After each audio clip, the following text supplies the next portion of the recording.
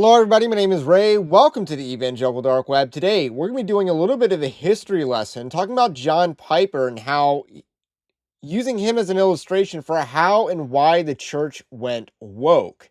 And I have a theory, and John Piper has just provided ample evidence of that theory from the exact time that I believe that wokeness took over the church, which is 2009.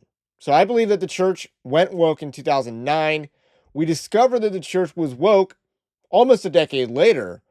And now we're trying to really do a post mortem on the situation that was much provided by the church's response to COVID, as well as the Black Lives Matter riots following the death of George Floyd. So we're doing a lot of introspection in the church right now, and I believe that's leading to great things. And part of what's coming out of that is, first of all, a revival. I do think there's something called a bro revival, which I'll touch on, I believe, in this video, because I believe it connects to the effect of Obama on the church. And then, secondly, why many Christians are rising up against the post war consensus, which provided the moral framework for the church to have gone woke in the first place. So let's dive into this story. But first, I do want to let you know Evangelical Dark Web is a Christian news gathering and commentary ministry. We have a patron like system at that's linked in the description below. And I also have a book, Winning Not Winsome, and I go hard on John Piper for being woke in this book. It's in an early chapter. It's in it's called 10 Commandments of Spiritual Warfare, and I talk about it in, I believe, Commandment 1. So I get very early in on this topic. So my theory and my read on the situation is that the church largely got taken over by wokeness in 2009, connecting it to the presidency of Barack Obama. I believe that the presidency has a major effect on the church, and I also believe, that can be positive or negative. I do believe that the king or the head of the state, has some sort of impact on the church. And I think that's a reality that goes back, and you can see it even in the Bible, that good kings cause things to prosper, even spiritually. So, with that said, the reverse is also true. We see that in scripture as well, that bad kings cause spiritual disarray. And I believe that holds true for presidents as well. I mean, I'll give the scriptural example of after Solomon died and Rehoboam and Jeroboam took over. I believe it's Jeroboam that's in the north, and they had basically like 5 or 6 bad kings in a row, and they were just all bad and getting even worse. So, yes, that had a major negative impact on the spirituality of the northern kingdom. So, with that said, let's review John Piper's writings, and this comes from January 21st, 2009. And this isn't the beginning of the article. The beginning of the article talks about the flight from Airbus A320 or US Air Flight. Is that even still an airline? 1549, which crashed in the Hudson River because a bunch of geese decided to jihad themselves inside the plane. And there was I don't want to say it was a miracle, but it was a very lucky incident where the plane was able to land in the Hudson safely. So I believe they made a movie about it. Haven't seen it, don't plan to. But anyway, that is what John Piper is connecting to the inauguration of Barack Obama, and he kind of frames them both as miracles. So John Piper writes, I am writing these thoughts on the evening of the inauguration of Barack Obama, the first African American president of the United States. I cried twice today. So let me just pause there because that was an extremely effeminate, borderline homosexual statement by John Piper. And just as a reference, I can't stand John Piper's preaching because he's too hyper emotional. John Piper's preaching, how bad it is, led directly to the David Platt style of preaching, the Francis Chan style of preaching, the Matt Chandler style of preaching.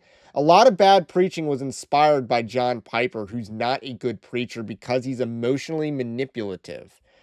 And now he's talking about how he cried twice today. And again, looking back, this is pretty pathetic. But At the time, it was also pretty pathetic and it should have been called out more. He continues, there were 2 points when I was overwhelmed by the magnitude of it all. Once, when I prayed with some brothers after Obama's speech and was overcome with the sinfulness of my own racist background.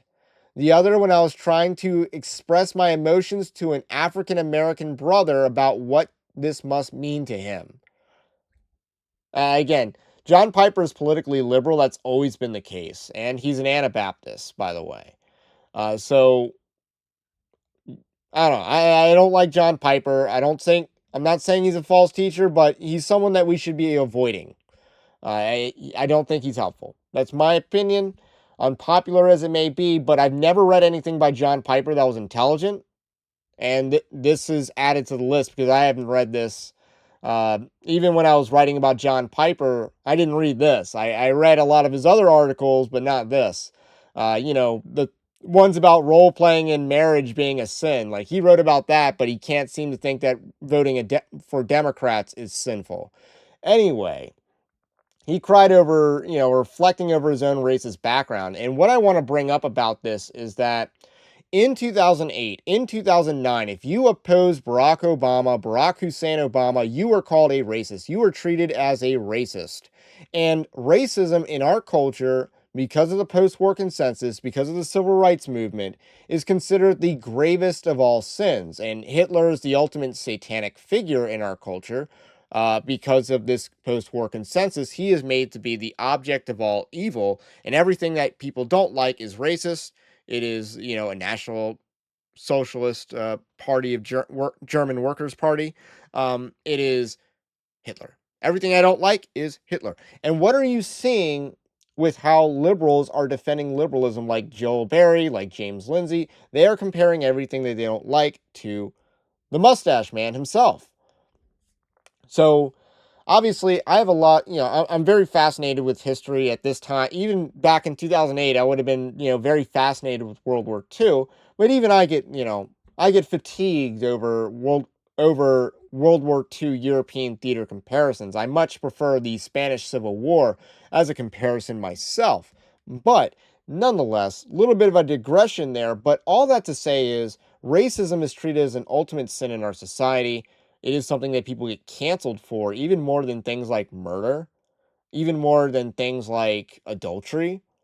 Uh, I can't help but think of the story about when the actors for The Sopranos, popular show at this time, might have ended the year before. Uh, but anyway, popular show during that decade, and they had like the talking Sopranos thing. And the actors for The Sopranos were more incensed by Tony Soprano's racism than they were, the murders, the adultery, all the other things, the theft, the taking advantage of the weak, all those other things, to be incensed at with Tony Soprano. But the fact that, he didn't want his daughter dating Jamal Ginsburg was the ultimate no. That was the ultimate taboo. That was the ultimate sin. That's what makes him really bad. And no, that's not true, but that is how our society thinks. Our society raised racism, it elevated racism, and I'm not talking about malice towards individuals. I'm talking about like the more so political correct view of racism, not like malice towards an individual for innate features. I'm not talking about that at all here. What I'm talking about is, like a lot of even the Tony Soprano stuff, because, yeah, he just didn't want his daughter dating a black dude. He didn't even hate the guy either. But anyway, he continues. And then the other one is he has to talk to a black person because, they must be elated at this. It's kind of like the reverse George Floyd thing where they must be really hurt by the death of George Floyd, um, which is a weird assumption to make. And that's kind of foreign to white people, but it is assumed on black people. But anyway, it's very easy to see how he had this logic, this framework, and went woke. It's very easy to see how the culture was telling people if you oppose Barack Obama, this is in 2008, if you don't vote for him, it's because you're a racist. And if you don't support him in his first 100 days, you're a racist. And that led to Obamacare, which I know a lot of, I can tell you a lot of things about Obamacare. But in the meantime, this is what the culture was doing, and the church went along with it. John Piper not only went along with it, he was, waving the flag. He was waving the flag along with it. And then he continues, as much as I reject Obama's stance on abortion, I am thankful to the bottom of my soul that an African American can be president of the United States. The enormity of it all is unspeakable. This is God's doing. The geese were God's doing. The landing of Flight 1549 was God's doing. And the Obama presidency is God's doing. He removes kings and sets up kings. Now, it is true that that Barack Obama was providentially used by the United States, but this is vastly different than the article that John Piper wrote about Donald Trump, which was God is testing us with, he removed one evil to test us with another evil. There's automatically this assumption that, Donald Trump is evil and he's working evil and stuff like that. But this is a welcome mat for Barack Obama just because he's black. Just because he's black. I mean, there's in-group preference and out-group preference, and this guy has partiality, sinful partiality for Barack Obama because he is black. And the fact that his policies are unconscionable doesn't matter.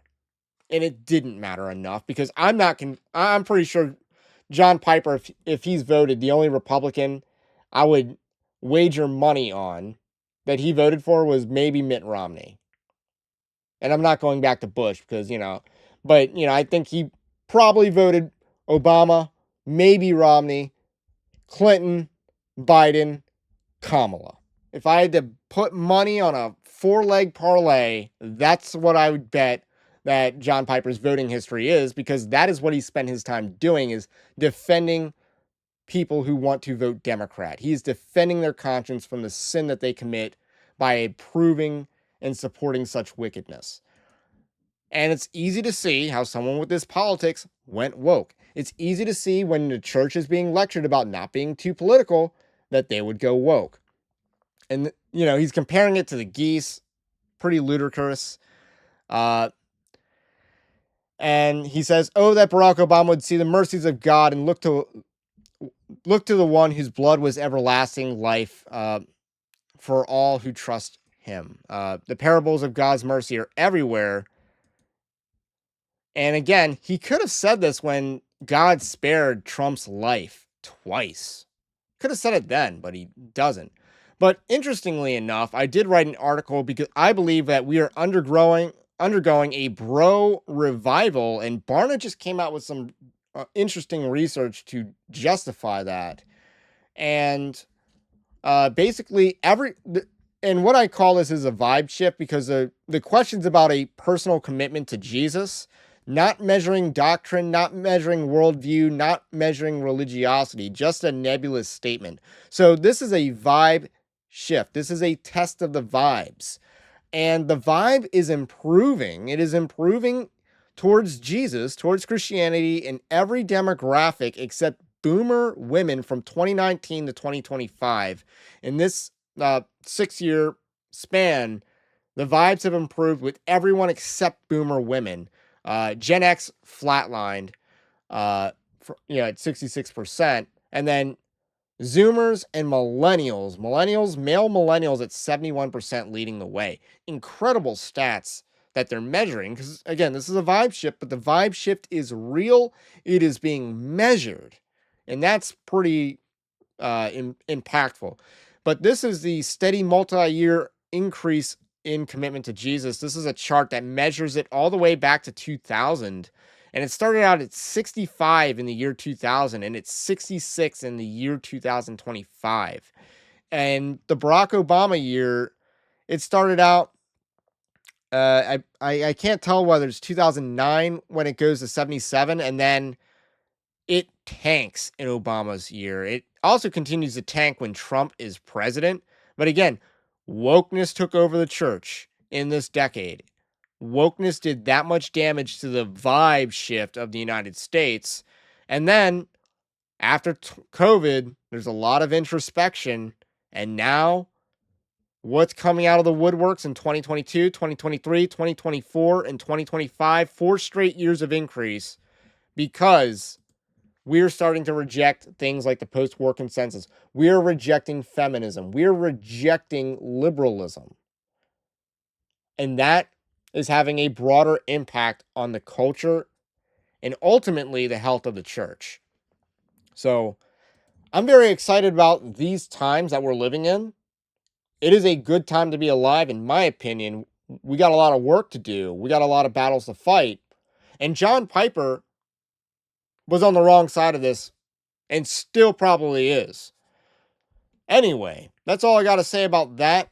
My name is Ray, it's the Evangelical Dark Web. If you like this kind of content, do also subscribe to the channel, to the podcast. If you're new, that is the least you can do with those magical algorithms. Till then, stay based. Christ is King. We will catch you on the next one.